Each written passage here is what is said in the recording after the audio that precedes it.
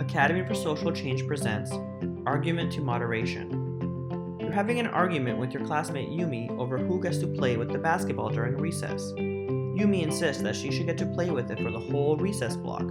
You suggest that the two of you share. Yumi could have it for the first half of recess, and then you'd have your turn for the last half. Amelia overhears your squabble and decides to mediate. You two need to compromise, Amelia explains. Yumi can play with the basketball for 3/4 of recess, then you have it for the last quarter. While Amelia's proposal takes into account both sides of the argument, it doesn't strike you as very fair. Why?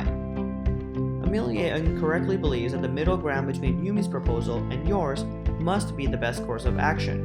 Considering Yumi's request is much more extreme than yours, the so-called compromise still favors Yumi. An argument to moderation is a logical fallacy in which one assumes that the compromise between two positions must be correct. Argument to moderation is known by many names: Gauss compromise, middle ground, fallacy of the mean, golden mean fallacy, and argumentum ad temperantium, to list a few. Regardless of how you choose to refer to it, the fallacy works on the same principles. We're taught from a young age that when we're at a stalemate, compromising is the best course of action. In most cases, this is true, but it doesn't work in every case. Sometimes one side holds more merit than the other. Sometimes one side has the correct proposal and the other side is objectively wrong. The truth isn't always directly in the middle of 2 points. For example, let's say Zach wants to set the world on fire.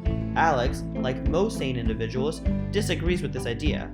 Now, the fallacy of the mean states that Alex should allow Zach to set half of the planet on fire, a clearly undesirable outcome. As a culture, we're obsessed with the benefits of the middle ground. Our society endorses compromise in the face of disagreements.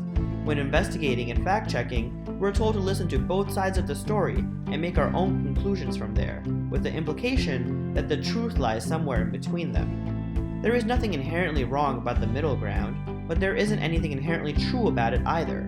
When facing complex issues, it's important to keep the fact in mind. You have to assess the situation yourself and see where the truth really lies.